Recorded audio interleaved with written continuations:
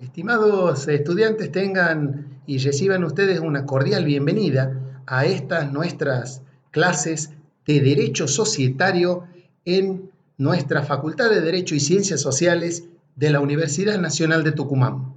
Hoy nos convoca un interesante tema, el régimen de nulidad societaria. Desde luego, a partir de varias aristas, vamos a considerar la temática que abordaremos, principalmente porque ha sido uno de los ejes temáticos de la reforma del año 2015. Como ustedes sabrán, el 1 de agosto de dicho año se ha promulgado y entrado en vigencia en nuestro país el Código Civil y Comercial de la Nación. Y con ello, además de derogar los cuerpos legislativos del Código Civil y del Código de Comercio, nuestra ley, por entonces llamada de sociedades comerciales, ha experimentado algunas reformas. La Ley General de Sociedades, como a partir de ese entonces la denomina, en el capítulo del régimen de nulidad, advertirán ustedes que tenemos algunas reformas. Esto por un lado. Por el otro lado, este régimen de nulidad nos insta a repasar las nociones que hemos aprendido en el Código Civil y Comercial en lo que respecta a la validez de los actos jurídicos, la nulidad. Y a propósito de ello, esta reforma integral de nuestro ordenamiento jurídico también ha modificado el capítulo y el régimen, tanto de los actos jurídicos y de su ineficacia, en especial del tema que hoy nos ocupa. Por eso la temática es compleja. Y además los invito a reflexionar la naturaleza jurídica y lo atinente al contrato social constitutivo de nuestra sociedad que otorga a la temática de la nulidad ribetes particulares. Vamos entonces a desentrañar todo este camino.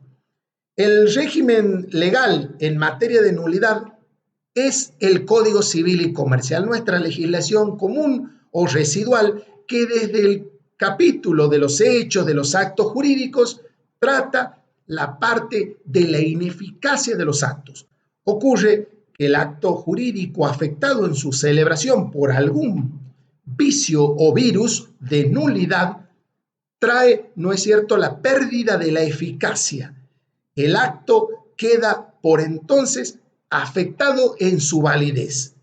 Vamos a ver cómo lo trata el Código Civil y Comercial unificado este tema. Lo primero que vamos a analizar es la ineficacia, porque bajo este acápite, el Código Civil y Comercial de la Nación trata dos institutos, la nulidad y la inoponibilidad, que desde luego no significa lo mismo, pero conducen a la ineficacia del acto jurídico. ¿Qué es la nulidad para nuestro código unificado? Es la sanción, una sanción que da la ley y que priva al acto jurídico de sus efectos propios. Directamente, como el acto está total o parcialmente empañado de un virus, viene la ley a privarle de los efectos propios. Esto por un lado la nulidad. Y la inoponibilidad que también lleva la ineficacia, significa que el acto no va a producir efectos con respecto a terceros. Es decir, esa ineficacia tiene que ver con ciertas y determinadas personas. Algo de esto hemos visto en la clase anterior cuando analizábamos el fenómeno de la personalidad jurídica en las sociedades y lo atinente a la oponibilidad. Analizando este tema en el Código Civil, procesalmente diremos que la ineficacia, trátese de la nulidad o de la inoponibilidad, pueden arguirse a partir de una acción o de una excepción, que procesalmente son dos caras de una misma moneda. En cuanto a las distinciones, nosotros recordaremos que desde la naturaleza y los alcances de esta nulidad, la nulidad puede ser absoluta o relativa, según refiera a los valores que afecte el acto invalidado. ¿Cómo es esto? La nulidad absoluta refiere a valores del orden público.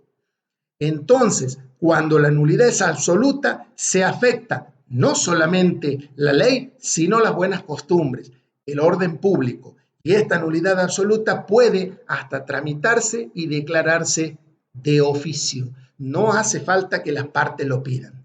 Mientras que la relativa, en este caso, la nulidad viene a proteger a algunas personas, porque la sanción afecta a las partes y son ellas las que habrán de plantearlas, salvo obviamente cuando se afecte el orden público y podrá ser declarada de oficio como veíamos en la absoluta.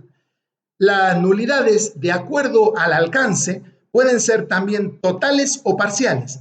Totales cuando se empaña o afecta todo el acto jurídico. Parciales cuando el acto sigue vigente, produciendo efectos, pero la nulidad o el vicio ha tomado tan solo una parte del mismo. ¿Cuáles son los efectos y las consecuencias de una declaración de nulidad o de inoponibilidad? Como ustedes están viendo en pantallas, el primer efecto o consecuencia es volver las cosas al estado anterior. Cuando un juez pronuncia la nulidad, esto implica que la situación y las prestaciones van a tender a volver, aunque en el plano de los hechos sea difícil, al estado anterior a la aparición del vicio que ha generado la nulidad. Esto implica y conlleva a que las partes estén constreñidas u obligadas a devolverse o restituirse las prestaciones que han recibido, salvo, como ustedes recordarán en un repaso de civil, la contratación con los incapaces cuando estos no se hubieran enriquecido ilícitamente, en cuyo caso no estarán obligados a restituirse lo que han recibido. Pero en la generalidad de los casos, restituyen las cosas al estado anterior. Desde luego que una declaración de nulidad o de inoponibilidad no solo restituye prestaciones, sino también habrá que reparar los daños sufridos. Fíjense ustedes que nuestro Código Unificado dice que aunque no se produzcan efectos de los actos válidos, la nulidad declarada da lugar a las reparaciones por daños y perjuicios que correspondan. Y el tercer efecto, también tratado en el ordenamiento unificado, es que todos los derechos personales o reales que se hayan transmitido en virtud de un acto jurídico viciado quedan sin ningún valor. A raíz del acto nulo, cualquier propiedad que haya transferido o constitución de derecho real o personal quedan sin ningún valor.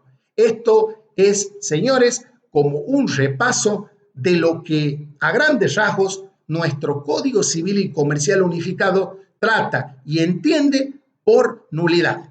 El rasgo típico, para sintetizar lo expuesto, son los efectos retroactivos de la nulidad, porque la nulidad en el Código Civil y Comercial, al retornar a los efectos que hubiera querido tener anteriores a la nulidad, está traspasando los límites del tiempo para volviendo para atrás, como ustedes sabrán.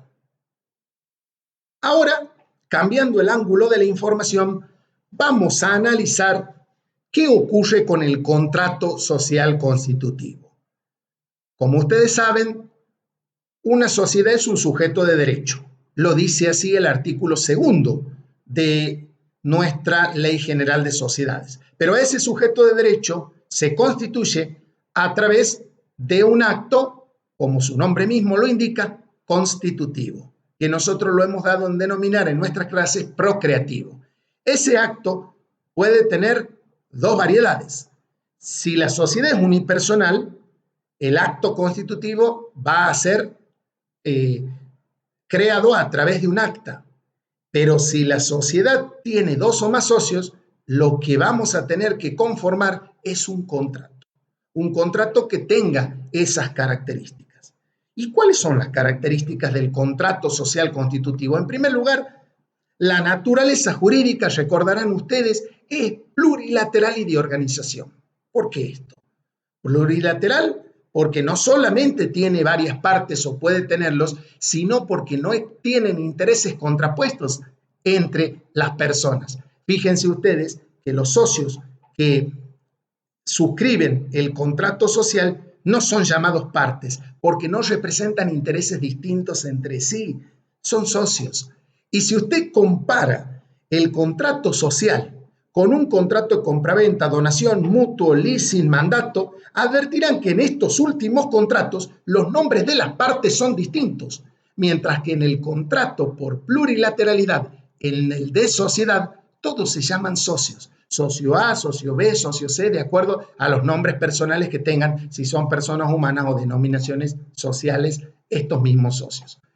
En consecuencia, la plurilateralidad significa que las relaciones no se establecen entre los socios, como sí lo establecen en los demás contratos, donde se ponen de acuerdo sobre un tema común. Aquí las relaciones se establecen entre los socios y la mismísima personalidad de la sociedad. Por eso son relaciones paralelas. Cada socio le realiza un aporte, no al socio de al lado, sino a la mismísima sociedad. Y de organización, porque a través de este contrato le vamos a dar a un nacimiento a un nuevo ente, que esto lo vamos a ver a continuación. ¿Cuál es la importancia de haber visto la naturaleza jurídica? Que si el socio A, B y C no tiene relación entre ellos y sí con la sociedad, el vínculo que se habrá de afectar luego con la declaración de nulidad es el del socio con la sociedad. En consecuencia, en principio, vamos a ver que cambia toda la cosmovisión del problema frente a los contratos que nosotros hemos estudiado en derecho empresario o en derecho civil, por ejemplo. Como decíamos, el efecto de la naturaleza plurilateral y de organización, y resalto este último signo, es porque en la sociedad nosotros en pantalla estamos viendo dos socios de distinto sexo, pero dos socios, y en el medio aparece un nuevo sujeto para el derecho como una figura procreativa. En la figura tenemos como que las dos personas adultas son los socios, ejemplificativamente hablando, y el bebé que está en el medio es fruto de su constitución. La sociedad, entonces, como un nuevo sujeto de derecho, despliega actividades por sí mismo, porque tiene su patrimonio, no actos aislados como en un contrato, razón por la cual nace para el derecho un nuevo sujeto al que después nos será muy difícil imprimirle las consecuencias de la nulidad. ¿Y cuáles van a ser los efectos que vamos a ver a partir de ahora en materia de nulidades societarias? El primer efecto que toma distancia con el Código Civil y Comercial es que en las sociedades las nulidades operan para el futuro en cuanto a sus efectos, nunca retroactivamente, nunca hacia el pasado. Claro, si una nulidad afecta el terreno de lo societario, la pregunta está, ¿y qué hacemos con el ente? ¿Qué hacemos con la persona que puede haber sido constituida? Pues la vamos a tener que disolver y liquidar. ¿Qué significa liquidar? Realizar su activo para cancelar su pasivo. Y si luego de realizar lo que tenemos, vender todo lo que tenemos para cancelar las deudas, nos queda algún remanente, pues ese remanente veremos qué destino le damos. ¿Por qué? Porque normalmente el destino del remanente es para los socios, pero veremos qué consecuencia nos trae la nulidad. Por eso en pantalla dice que varía el destino del remanente. Y la segunda consecuencia o efecto que tenemos que centrar nuestra atención es la responsabilidad en cuanto a nulidades societarias se refiere. ¿Responsabilidad de quiénes? De los socios en cuanto a su aporte al destino del remanente, de los conductores de la sociedad, también de los administradores. Responsabilidad viene a funcionar como una sanción común denominadora en este tema. Ahora sí, vamos a entrar de lleno en lo que a nosotros nos ocupa, luego de haber realizado el repaso por la legislación residual, nuestro código unificado, y por lo que vemos en el contrato social constitutivo, vamos a ver qué dice nuestra Ley General de Sociedades en materia de nulidades societarias. Ustedes están viendo en pantalla que tenemos que analizar 5 aspectos, lo referido al vínculo, a la estructura, a la omisión de ciertos actos, a las cláusulas y a los actos que a través de la ley general afecta la nulidad. Vamos primero entonces a ver cuando la nulidad afecta el vínculo en el contrato o en el acto unilateral entre el socio y la sociedad.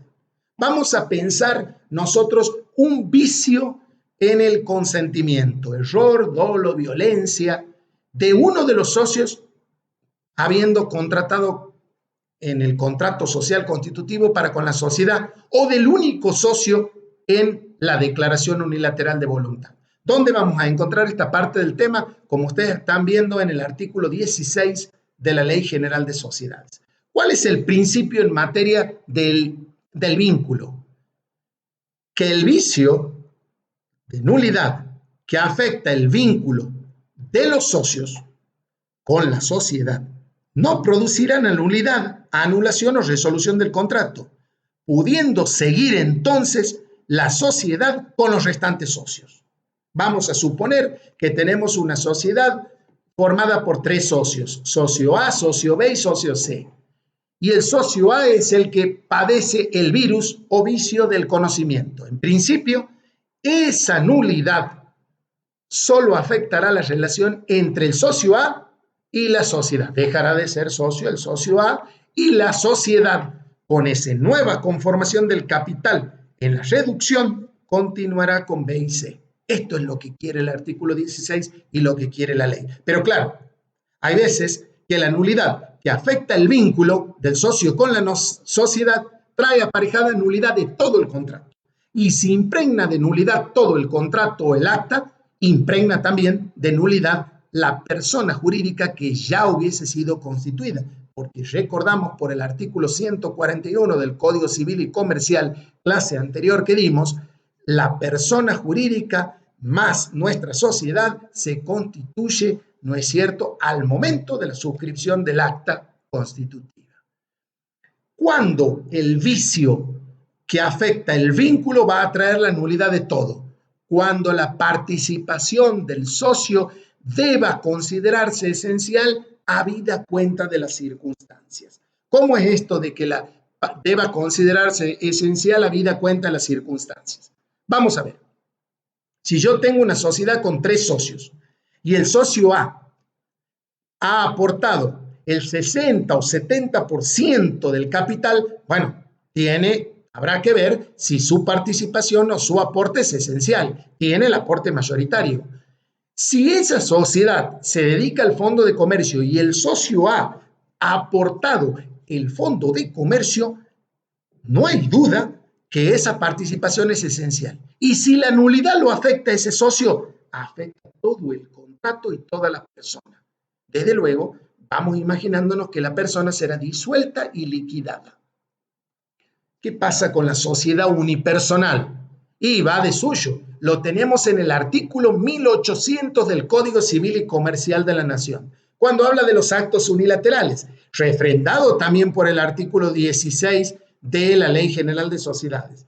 Cuando tenemos una sociedad de un único socio, si el vicio afecta la voluntad de ese único socio, desde luego que hace anulable al contrato. Fíjense en las expresiones que va marcando la ley. Nulo, anulable. Lo anulable quiere decir susceptible de una declaración posterior. Y mientras tanto, sin que ello se subsane, entonces sigue funcionando la persona. Y hay 3 casos que ustedes lo están viendo en pantalla, 3 tipos sociales, donde en su configuración se presentan con 2 categorías de socios cada uno. En las comanditas simple y en las comanditas por acciones hay 2 categorías de socios, comanditados y comanditarios. En cada categoría de socios tiene que haber al menos un socio, un comanditado mínimo, un comanditario, y nace la comandita. Y en la de capital sociedad de capital e industria, también hay 2 categorías de socios, capitalistas e industriales. Uno de cada uno mínimo. Ahora, ¿qué pasa si en una categoría de socio tengo un socio comanditado o comanditario, capitalista o industrial, y el vicio en la voluntad lo afecta a ese socio? El contrato y la sociedad se hacen anulables, igual que si tuviéramos un unipersonal. Pero, profe, ¿va a quedar con uno? Sí, pero esa categoría no queda con ningún socio. Muy bien, vamos ahora a estudiar cuando la nulidad afecta a la estructura de la sociedad. Esto es cuando la nulidad afecta al objeto social. Recordemos que el objeto social es un conjunto de actos previstos en el instrumento constitutivo que la sociedad prevé que en su futuro va a realizar. Y aquí tendremos que oportunidad en este momento de distinguir el objeto de la actividad efectiva. El objeto es un programa, un proyecto que la sociedad en una enumeración determinada, posible, concreta, realiza en el instrumento constitutivo. Mientras que la actividad es lo que realmente desarrolla en su día a día empresarial. Pues bien, ahora vamos a ver, entonces, si la nulidad afecta el objeto y los socios han consignado en su instrumento un objeto ilícito, contrario a la ley, según el artículo 18, la sociedad es nula, de nulidad absoluta e insanable, declarada así por los jueces y tramitada de oficio. No necesita pedido de parte la nulidad absoluta. Cuando yo consigno en un contrato social que me voy a dedicar al tráfico de armas o de estupefacientes, estoy declarando un ilícito. Por ende, el objeto se torna ilícito. Esto tiene algunas consecuencias. Consecuencias frente a los terceros, consecuencias frente a los socios y algunos efectos propios de la sociedad. Vayamos pues entonces a los terceros. Solamente los terceros, recordemos quiénes son terceros, para darle un toque de humor, no son ni los primeros ni los segundos, es decir, no son ni socios ni sociedad. Van a ser acreedores, proveedores, bancos, estados que contratan, que se relacionan con la sociedad. Solamente los terceros de buena fe van a poder alegar contra los socios la existencia de la sociedad. Los que tienen buena fe, porque si no la sociedad no existe, nula por objeto ilícito. Ahora, los socios ni la sociedad pueden alegarles a los terceros que el contrato es nulo. No, señor, usted no me venga a reclamar nada porque hemos puesto nosotros un objeto ilícito. Usted, socio y sociedad, no puede alegar nada. Sí, los terceros, de buena fe. ¿Qué pasa con los socios? Como adelantábamos, los socios jamás pueden alegar la existencia de la sociedad.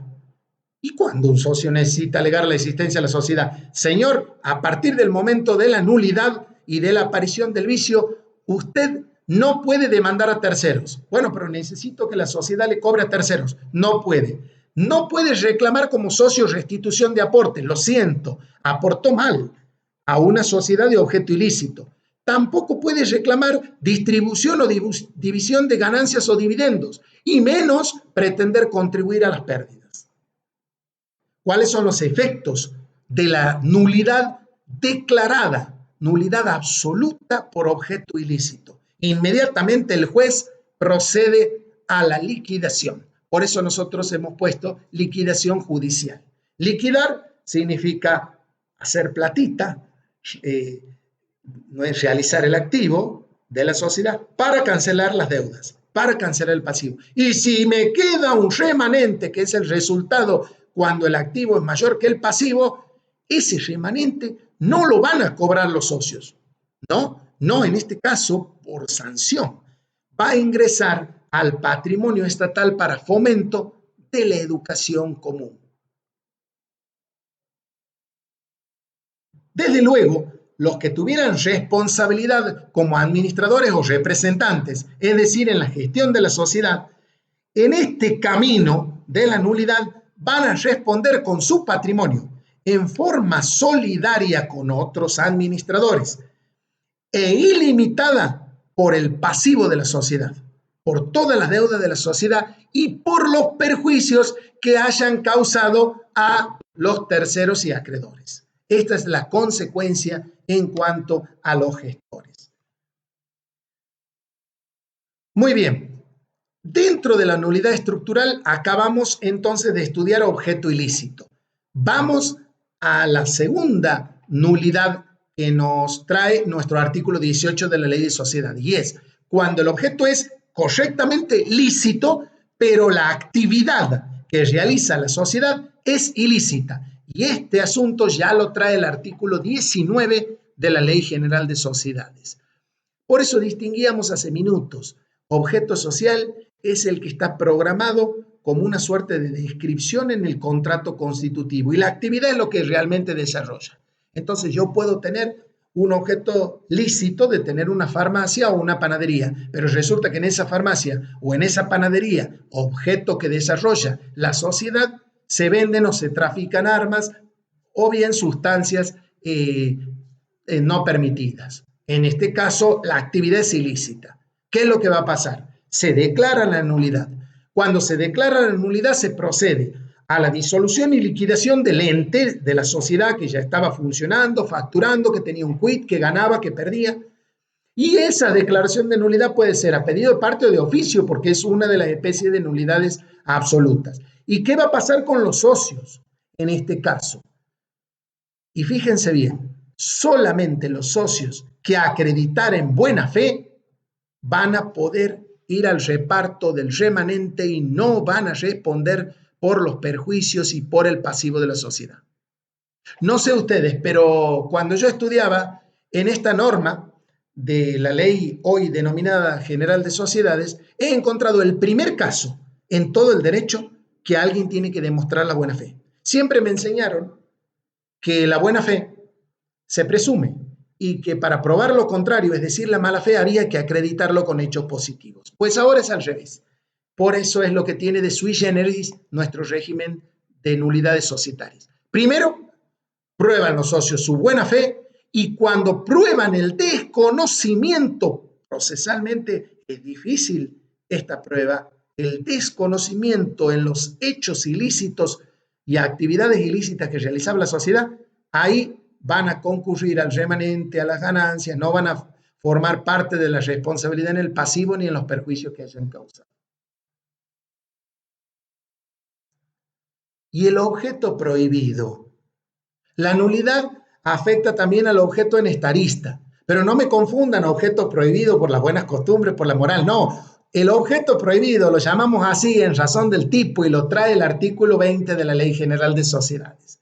Ustedes saben que para determinados negocios, contratos o actividades, las leyes especiales pueden exigirle una determinada tipo social. Por ejemplo, si ustedes repasan lo que vieron en Derecho de la Empresa, recordarán que para constituir o crear una entidad financiera, debía constituirse una sociedad anónima o cooperativa. Toda otra sociedad que no sean las que he mencionado, anónima o cooperativa, no van a poder realizar el objeto por objeto prohibido en razón del tipo. Lo mismo ocurre con el contrato de seguro. Recordarán ustedes cuando estudiaron la ley de seguros que la ley exigía que las compañías aseguradoras debían estar constituidas como sociedad anónima, cooperativa o mutual. Si usted me organiza una compañía de seguro en una SRL, el objeto estará prohibido en razón del tipo y ocasiona, según el artículo 20 de nuestra ley de sociedades, nulidad absoluta. ¿Qué va a pasar? Declara el juez la nulidad absoluta, se disuelve, se liquida de modo ordinario. Pero en este caso, los socios van a poder ir al remanente y no van a responder por el pasivo y los perjuicios causados. Omisión de requisitos tipificantes. ¿Qué significa esta causal estructural? Me están faltando requisitos del tipo social que he elegido. Ustedes saben que cuando constituyen una sociedad, pueden, si así lo quieren, elegir alguno de los tipos que la ley de sociedades les presenta. Sociedad de responsabilidad limitada es un tipo, colectiva, otro tipo, anónima, en comandita, simple o por acciones, de capital e industria, SAS, sociedad por acciones simplificada. Estos son tipos que la ley de sociedades u otras leyes nos ofrecen. Pues bien, cada uno de los tipos tiene sus requisitos y tiene sus formalidades compatibles con el tipo. Si usted, por ejemplo, constituye una sociedad anónima y omite consignar las acciones, entonces está omitiendo requisitos del tipo. Antes, la ley era muy severa. ¿Antes de cuándo? Del 2015, antes de la unificación, la ley de sociedades comerciales decía que cuando se habían omitido requisitos tipificantes, el resultado era la nulidad. Hoy ya no. La omisión de requisitos tipificantes, nos dice la ley, no produce los efectos propios del tipo legal y va a quedar regida su sociedad sin el cumplimiento de los requisitos tipificantes dentro de la sección cuarta de la Ley General de Sociedades. Sección cuarta que existió siempre, pero que hoy está modificada para que podamos englobar, como lo dice Vítolo, en un cajón desastre a sociedades simples, libres y residuales. La nulidad también te puede afectar cláusulas en los contratos o en las actas constitutivas de sociedades. El vicio te puede afectar una u otra estipulación o cláusula. Por eso lo tenemos principalmente al artículo 13, que nos habla de las estipulaciones nulas. No tiene nada que ver el régimen de nulidad con las estipulaciones nulas, pero sí lo analizamos. ¿Por qué? Porque la nulidad afecta el contrato o el vínculo y la persona, mientras que en el caso que estamos analizando solo afecta la cláusula y el contrato sigue vigente y la persona jurídica sigue realizando actividades. Y el artículo 13, ¿cuáles son las estipulaciones nulas? Fíjense ustedes en la filmina, dice, privan de validez a las cláusulas que se tienen por no escritas, pero no desvirtúa el contrato ni el sujeto de derecho. Por ejemplo, si leemos el artículo 13, decir que uno de los socios está privado de los dividendos en pos de otro es una estipulación nula. Decir que uno de los socios solamente va a aportar a las pérdidas y no los restantes socios es una estipulación nula.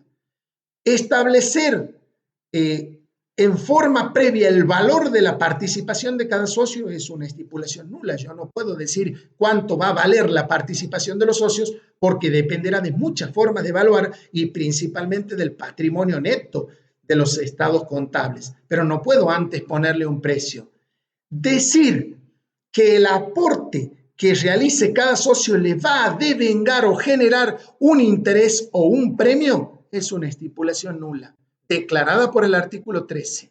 Y esta estipulación se la tendrá por no escrita, pero tal cláusula no afectará la validez del contrato ni del sujeto de derecho. También hay otros artículos en la Ley General de Sociedades que hablan de cláusulas contractuales societarias, por ejemplo el 69, que trae una norma de impronta de orden público, porque el 69 dice que los derechos de aprobar o de observar, llámese impugnar, los estados contables son irrenunciables y toda disposición en contrario es nula. Como verán ustedes, a lo largo de la ley de sociedades tenemos muchos tipos de estipulaciones nulas. Y por último, el vicio en la nulidad puede afectar determinados actos societarios. Para eso vamos a hacer una enumeración ejemplificativa, algunos actos que afectan. Por ejemplo, el artículo 32, cuando hablamos que es nula la constitución o el aumento de capital de dos sociedades que recíprocamente afecten el capital de cada uno para aportarle en la otra. El artículo 38, cuando nos habla de la inscripción preventiva y nos exige la inscripción en el registro pertinente en cuanto al aporte. También el 39 o el artículo 199 que nos habla de que el régimen de la oferta pública bajo pena de nulidad se tiene que hacer en consecuencia. O el 202 cuando nos dice que las emisiones de acciones que se consigne el precio por debajo del valor nominal, por debajo de la par, son nulas. En consecuencia, hasta aquí hemos llegado con nuestro tema de las nulidades societarias. Esperamos vernos en la próxima ocasión. No olviden responder el trabajo práctico o guía de aplicación y nos estamos comunicando. Hasta entonces y muchas gracias.